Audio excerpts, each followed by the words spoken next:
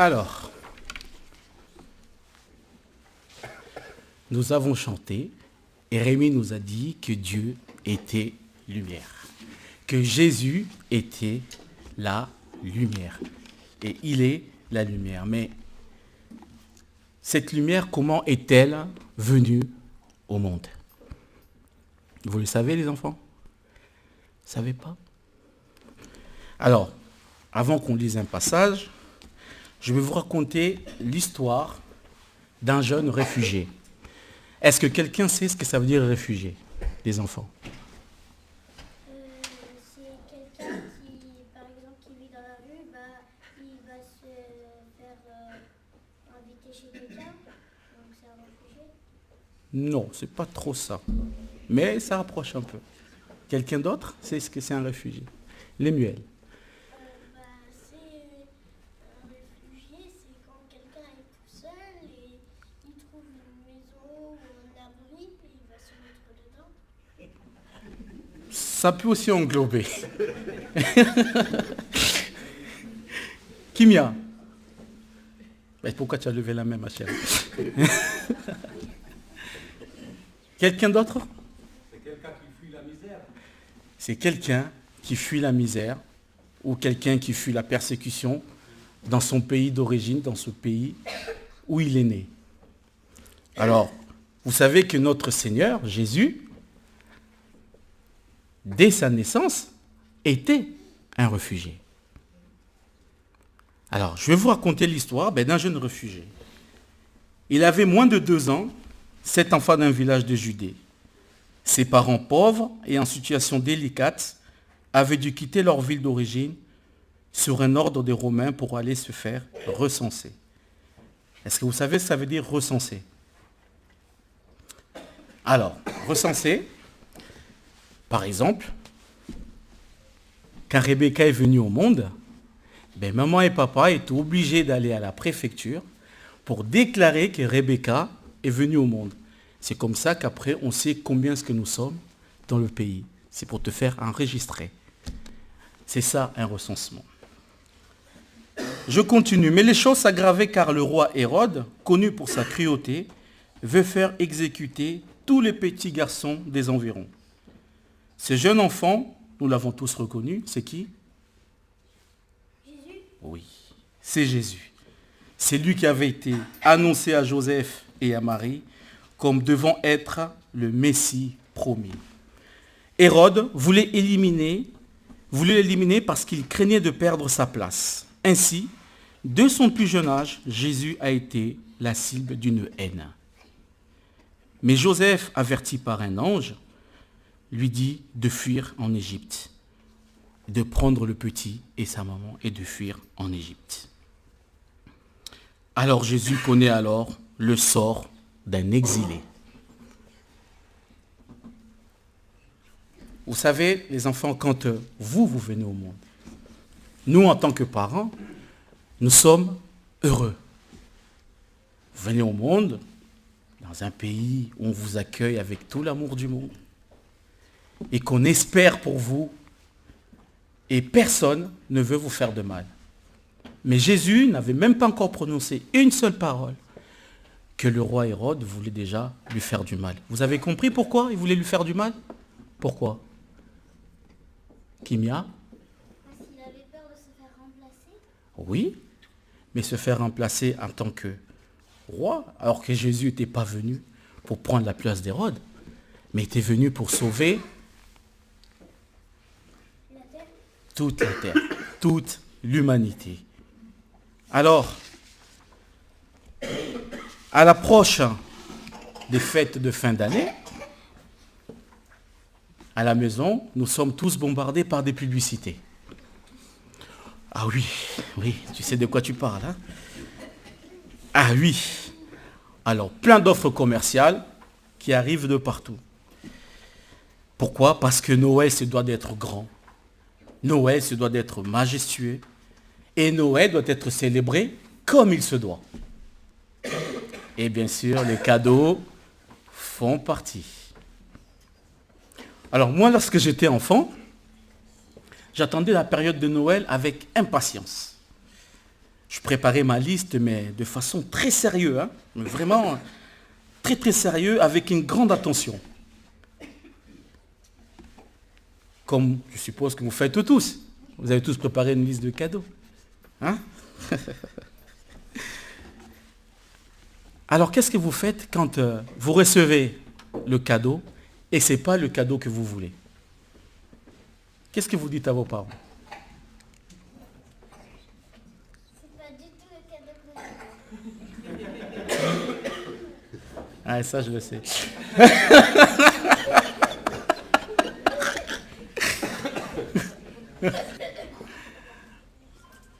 Et est-ce que ça te frustre, Kimia?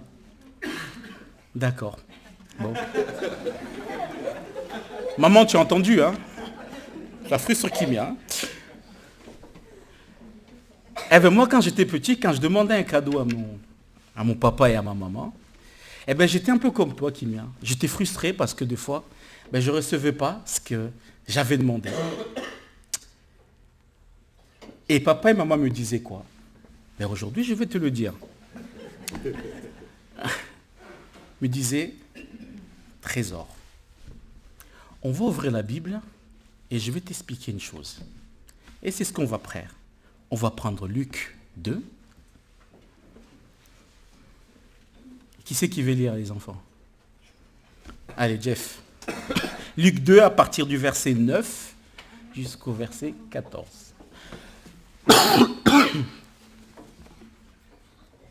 Ouais, voilà. Excuse-moi. Et voici un ange du Seigneur leur apparut et la gloire du Seigneur resplendit autour d'eux. Ils furent saisis d'une grande frayeur. Mais l'ange leur dit, ne craignez point car je vous annonce une bonne nouvelle qui sera pour tout le peuple le sujet d'une grande joie. C'est qu'aujourd'hui, dans la ville de David, il vous est né un sauveur qui est le Christ, le Seigneur. Et voici à quel signe vous le reconnaîtrez, vous trouverez un enfant émailloté et couché dans une crèche. Et soudain il se joignit à l'ange une multitude de l'armée céleste louait Dieu et disant gloire à Dieu dans les lieux très hauts et paix sur la terre parmi les hommes qui l'agréent. Amen. Alors, qu'est-ce qui s'est passé là? Il y a plus de 2000 ans, qu'est-ce que nous avons reçu? Voilà, ma fille. C'est le plus beau cadeau que tu peux avoir. Il n'y a pas plus beau cadeau que Dieu nous ait fait de nous envoyer le Christ. Alors, c'est un cadeau qui est simple. Vous avez vu dans la lecture que nous avons lue, il est né où Jésus? Dans une crèche. Alors nous, qu'est-ce qui se passe à la maison, la veille de Noël? On prend les cadeaux, on les emballe, on met des rubans, on met sur le sapin. C'est beau, hein? On va faire la maison, tout est illuminé, etc. Mais le sauveur du monde est né au milieu des animaux, dans une crèche. Il n'y avait ni ruban, ni paillettes. Mais pourtant, c'est le plus beau de cadeaux. Un cadeau simple, mais c'est le plus beau de cadeaux que nous ayons reçu. C'est l'arrivée du Seigneur. Alors, prochainement, quand tu seras frustré, ma chérie, tu diras, c'est pas grave, j'ai reçu un beau cadeau. C'est Jésus-Christ qui est venu pour nous sauver. Alors, aux adultes, nous annonçons la parole de Dieu. C'est vrai que dans notre quotidien, nous nous interrogeons beaucoup sur cette période de fête. On se pose des questions. Qu'est-ce qui nous ferait le plus plaisir cette année? Vous ne pouvez pas me dire le contraire. Hein? Tous les adultes se le posent. Ah, Jeff, qu'est-ce qui te ferait plaisir? Que Jésus revienne sur la terre. Amen.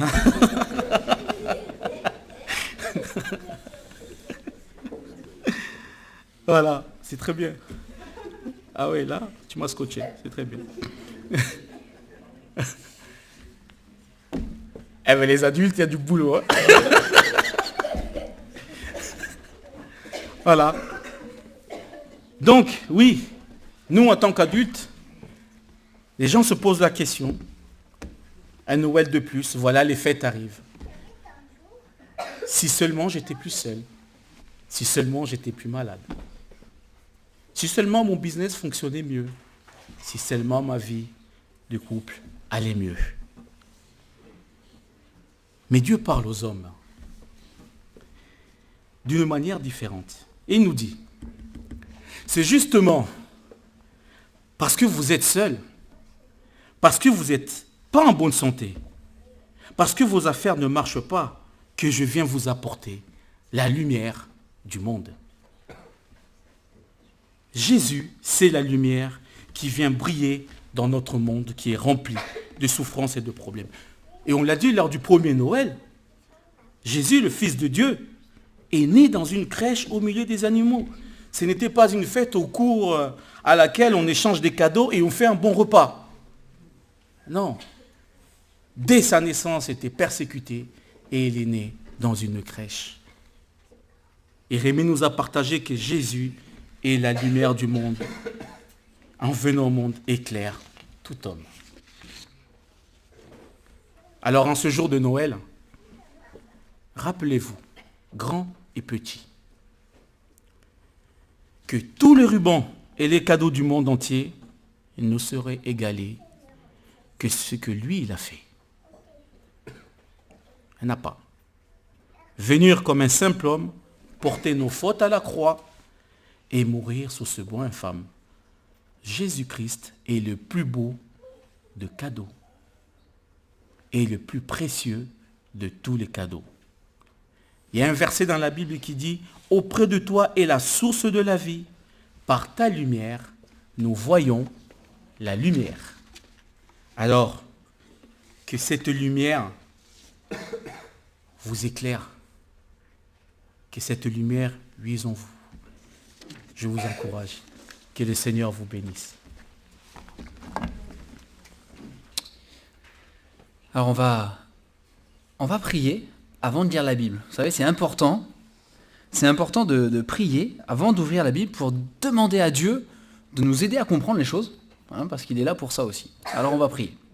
Seigneur, merci d'avoir ces moments ce matin encore où on peut ouvrir la Bible, qui est ta parole, et où on peut lire dedans. On prie que tu nous aides à comprendre ce que tu as écrit et que ça puisse changer nos vies, que nous soyons petits ou que nous soyons grands. Au nom du Seigneur Jésus. Amen. Alors pour commencer les enfants, moi je vais vous lire un texte qui se trouve au tout début de la Bible, vers le début de la Bible. Vous avez appris les livres de la Bible, Genèse, Exode, voilà, on va pas faire toute la chanson maintenant. Mais c'est dans Exode, d'accord ? Donc Exode, chapitre 40, il va s'afficher, et à partir du verset 36. Voilà. Donc on va le lire et après je vais vous expliquer. Aussi longtemps que durèrent leurs marches, les enfants d'Israël partaient quand la nuée s'élevait de dessus le tabernacle. Et quand la nuée ne s'élevait pas, ils ne partaient pas jusqu'à ce qu'elle s'élève.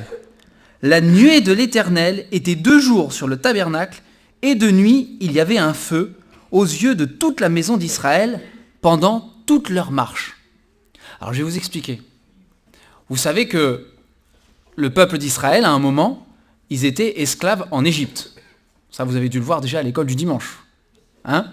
Et vous savez que Dieu, il a demandé à un homme qui s'appelle Moïse de faire sortir le peuple d'Égypte. Et qu'est-ce que Dieu il a dit au peuple d'Israël ? Qu'est-ce qu'il leur a dit ? Il leur a dit « Suivez-moi, suivez Moïse, parce que c'est moi qui l'envoie, mais suivez-moi, et je vais vous emmener dans un super pays. » Le pays, le meilleur pays du monde. Ok ? Un pays génial, un pays magnifique, un pays merveilleux. Et je vais vous guider jusque là-bas. Ok ? Et donc ils sont sortis d'Égypte, direction ce pays extraordinaire. Alors il s'est passé plein de trucs, et là on va pas entrer. Ils ont eu des problèmes. Ils se sont causés eux-mêmes des problèmes, il y a eu des problèmes, ils ont tourné un bon moment. Hein? Mais ce qu'on vient de lire là, c'est que Dieu, pendant tout le temps où ils ont marché dans le désert, jusqu'au moment où ils sont rentrés dans ce pays super génial que Dieu leur avait promis, eh bien Dieu les a guidés. Et comment il faisait ça? Eh bien on vient de le lire, il est dit que la journée, il y avait une nuée. Alors c'est un peu compliqué à expliquer une nuée, hein. Même moi j'ai un peu du mal à comprendre, mais on imagine une espèce de gros nuage, peut-être comme ça là, hein, comme une espèce de grosse fumée, de gros nuages, un peu brillant, on va dire, hein, qui les guidait. Et donc dès que le nuage se levait et qu'il bougeait, hop, il le suivait, il se mettait en marche, tac tac, il faisait les paquets, les bagages, tout ça, et il suivait le nuage, si on veut, hein. Et puis la nuit, il est dit que ce nuage se transformait en feu. Donc vous imaginez, il y avait une espèce de colonne de feu là dans le ciel. La nuit en plus, ça doit bien ressortir, hein. Et si la colonne de feu bougeait, eh ben, même s'il faisait nuit, tant pis, on faisait les paquets, tac tac tac tac tac, et on suivait la colonne de feu, d'accord? Et donc Dieu les a guidés comme ça, avec la colonne, tchuc, tchuc, tchuc, hein. Il les a guidés jusqu'au jour où, bien longtemps après, hein, mais ils sont rentrés dans le pays que Dieu leur avait enfin promis. Donc la nuit, ils avaient cette lumière devant eux là qui devait suivre jusqu'à ce qu'ils arrivent un jour dans le pays que Dieu leur avait donné, qu'il leur avait promis. D'accord? Et on l'a chanté, on l'a dit déjà ce matin, hein, mais la Bible nous dit que Jésus, lui, il est la lumière. Et on va afficher Jean chapitre 8, le verset 12. Jean chapitre 8, le verset 12.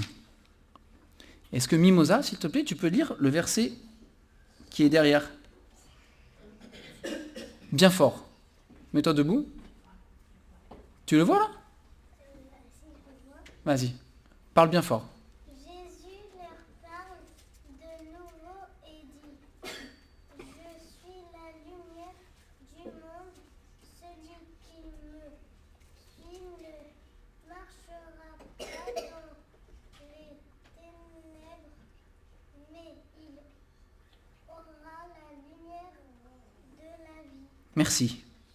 Jésus, quand il était sur la terre, il est venu et il a dit à ceux qui étaient là, il leur a dit, moi Jésus, je suis la lumière du monde. Dieu, vous savez, Dieu dans la Bible, il promet à tous les hommes qui veulent le suivre de les conduire dans un pays merveilleux et extraordinaire qu'on appelle le paradis ou le ciel. Hein? Dieu, il dit, si vous suivez la lumière, dans le désert, ceux qui n'ont pas suivi la lumière, je ne sais pas s'il y en avait, mais s'il y en a qui n'ont pas suivi la lumière dans le désert à l'époque, ils n'ont pas trouvé le chemin. Hein. Dans un désert, on se perd. Hein. Ceux qui suivent Jésus-Christ, ceux qui suivent la lumière de Dieu, ils vont arriver à la fin, quelque part, dans un endroit merveilleux, ils vont habiter avec Dieu pour toujours. Pour toujours. Donc Jésus est venu, il a dit, c'est moi qui suis la lumière, c'est moi qui vais vous montrer, qui vais vous expliquer, qui vais vous dire comment on fait pour aller dans le pays merveilleux que Dieu a promis, pas sur la terre, mais dans le ciel, pour l'éternité, pour toujours. Et les enfants, est-ce que vous pouvez me réciter tous ensemble par cœur Jean, chapitre 3, verset 16. Vous êtes prêts? 3, je fais un décompte à rebours, dans l'autre sens ça veut dire, ok? 3, 2, 1, car Dieu... Non, Jean 3, 16. On ne l'affiche pas. Non! Ils vont le réciter par cœur. Voilà. Bon, c'est pas grave, c'est pas grave. Allez, car Dieu... A tant aimé le monde qu'il a donné son Fils unique, afin que quiconque croit en lui ne périsse pas, mais qu'il ait la vie éternelle. Jean 3,16. Avec la référence, Jean 3, 16. Parfait. Parfait. Ok? Et c'est comme cela que Jésus est venu nous expliquer comment on fait pour accéder au ciel. Il est venu sur cette terre. C'est vrai, il est né comme un bébé. On l'a lu, hein. Il est né comme un petit bébé, c'est vrai. Mais il n'est pas resté un bébé, hein. Eh non, il n'est pas resté un bébé, il a grandi. Hein. Il a grandi, et puis il a grandi, puis il a grandi, puis il a grandi, puis il est devenu un adulte. Hein. Et il n'a pas eu le temps de vieillir. C'est ce que dit la Bible, hein. Il n'a pas eu le temps de vieillir, Jésus. Parce qu'on l'a tué. Il est mort sur une croix. C'est ce que dit la Bible. Il a été crucifié, mort sur une croix. Mais c'était parce qu'il vous aimait, c'était parce qu'il aimait tout le monde, et qu'il savait que c'était le moyen pour payer pour nos péchés, pour toutes les mauvaises choses qu'on peut penser dans notre tête, qu'on peut dire avec notre bouche, qu'on peut faire tous les jours. Et il a dit, je vais payer pour eux. Ils devraient être punis parce qu'ils ne sont pas gentils, mais moi, je vais être puni à leur place, sur la croix. Et Jésus, il a pris cette punition à la place de chacun d'entre nous, que nous soyons petits, que nous soyons grands, jeunes d'aujourd'hui, jeunes de l'époque, ça ne change rien. Pour tout le monde, sans exception. Sans exception. Il a dit, je paye pour eux tous. Je prends la punition pour tout le monde.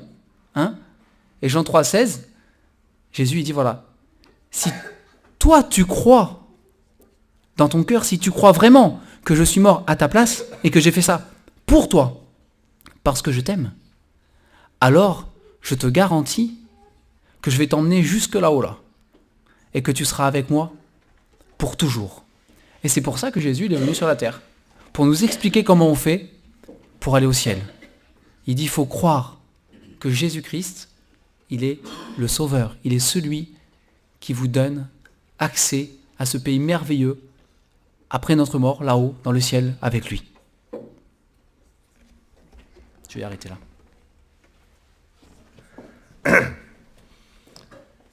Alors depuis le début de la matinée, on parle beaucoup de lumière et beaucoup de cadeaux. Et beaucoup d'enfants.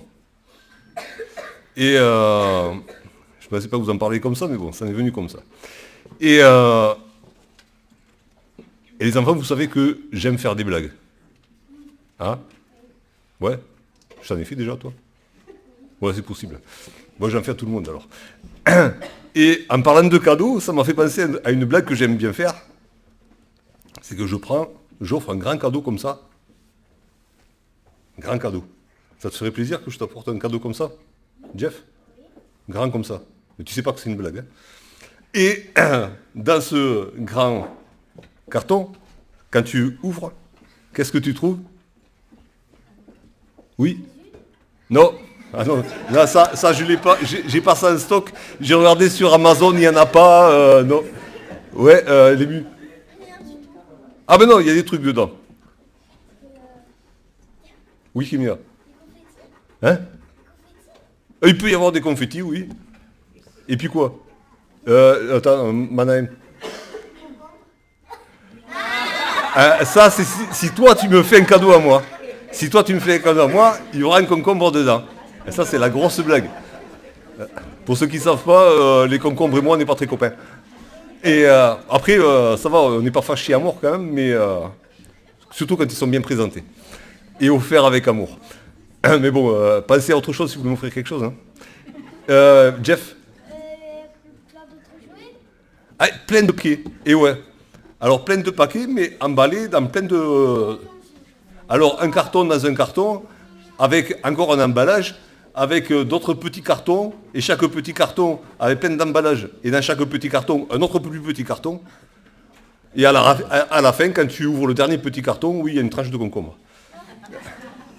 C'est la grosse blague.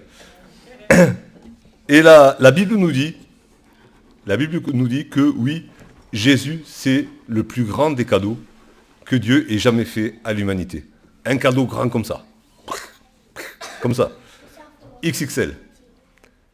Mais la Bible nous dit aussi, et c'est pas une blague, parce que Dieu, il a de l'humour, mais il n'y a pas d'embrouille avec Dieu. Il dit, il fait la vérité. D'accord? Donc il n'y a pas d'embrouille. Mais la Bible nous dit que par Jésus, Dieu nous offre plein de cadeaux. Parce que Dieu avait préparé, même avant de tout créer, Dieu avait préparé plein de cadeaux pour chacun de nous. La Bible appelle ça les bénédictions. Et la Bible dit que Jésus, c'est l'amen de toutes les bénédictions de Dieu. C'est parce que Jésus est venu sur la terre, c'est parce que Jésus a grandi et il a vécu de manière sainte, c'est parce que Jésus est mort sur la croix et qu'il est ressuscité, que Dieu, par Jésus, peut nous offrir tous ces cadeaux qu'il avait préparés depuis toujours. Alors oui, Jésus, c'est le plus grand des cadeaux. Mais quand on ouvre ce cadeau, dedans, on trouve plein d'autres cadeaux. Hein? Jésus, c'est le plus grand des cadeaux, mais par Jésus, Dieu nous donne plein de cadeaux. Alors, Tristan nous en a parlé, un de ces cadeaux, c'est que Dieu, et on a parlé depuis le début, Dieu nous a donné la lumière par Jésus. Parce que on était dans le noir complet. Je ne sais pas si vous savez ce que c'est le noir complet. Oui. Tu vois vraiment rien du tout. Tu vois rien de rien. Mais rien de rien, zéro. Parce que quand tu sors la nuit et qu'il fait vraiment nuit, même s'il y a des nuages, bon, tu oublies, t'es pas en ville, hein, tu es en campagne. Mais tu arrives à repérer des choses. Hein. Si ça bouge un peu, bon, c'est entre noir foncé et noir clair, quoi. Hein. Enfin, gris foncé, quoi. Mais tu arrives à voir des choses. Une fois, on est allé avec mon frère et deux copains dans une grotte. Hein, c'est pas une grotte dangereuse, hein, mais qui n'était pas ouverte au public. Elle n'était pas équipée. Et du coup, on est allé avec une lampe. Je crois qu'on avait qu'une lampe de poche. Et à un moment donné, on a voulu se faire peur. On a éteint la lumière. Ben, dans la grotte, ben, tu vois rien, mais zéro là. Là, c'est zéro, il y a zéro lumière. Hein, c'est même pas la nuit la plus noire, c'est que là, tu n'as rien du tout. Et la Bible dit, on vivait dans une grotte sans lumière. Et Dieu, par Jésus, nous a donné la lumière. Et grâce à la lumière, ben, on a vu où on était.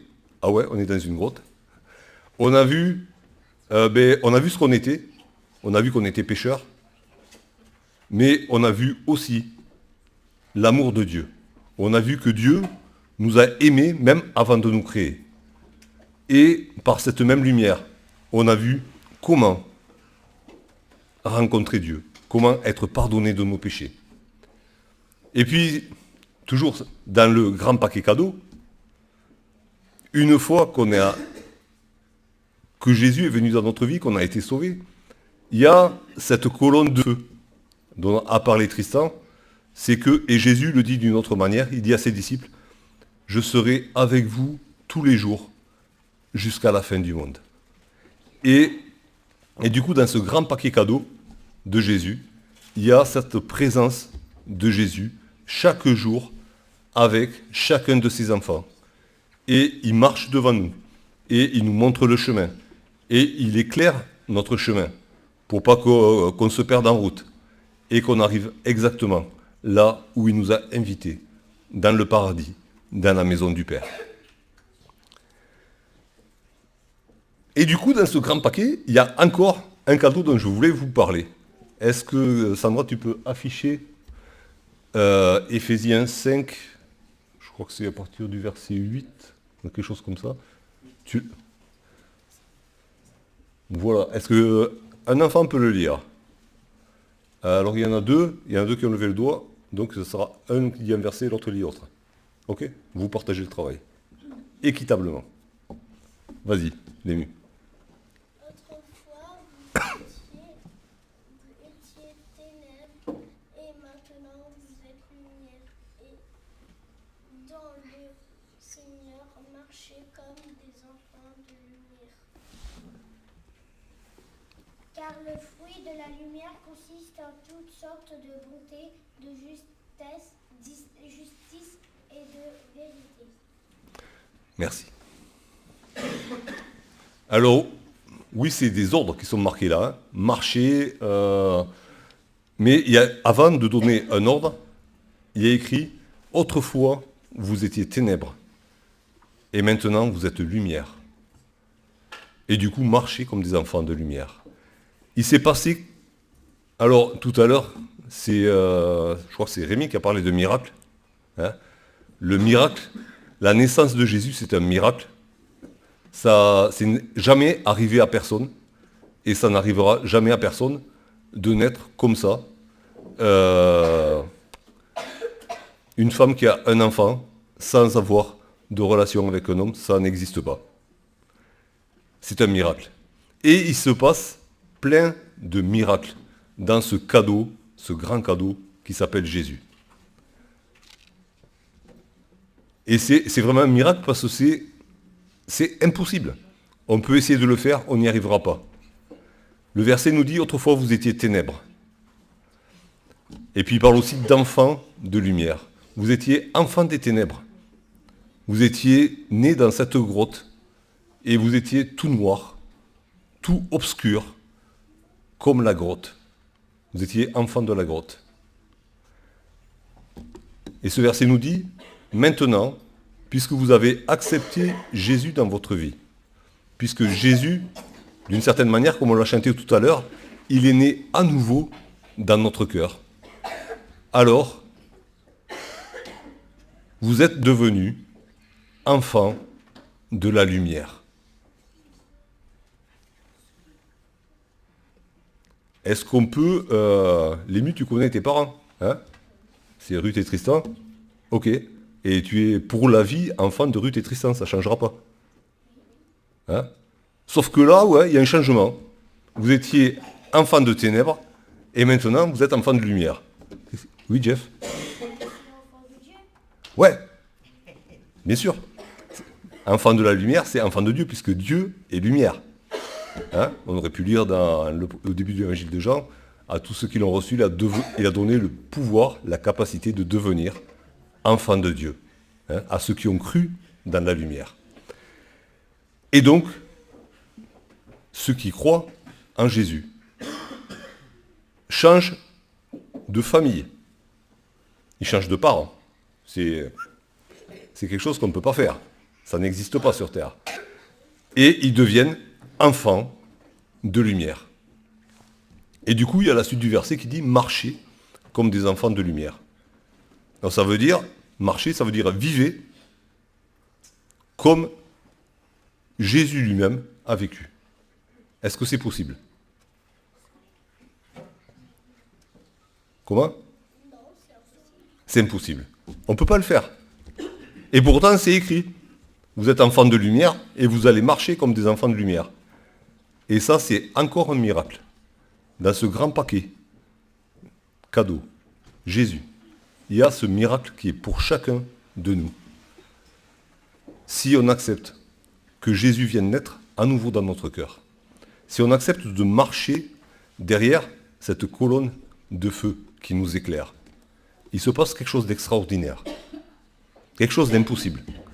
C'est que notre cœur est changé, notre vie est changée, et on devient enfant de lumière.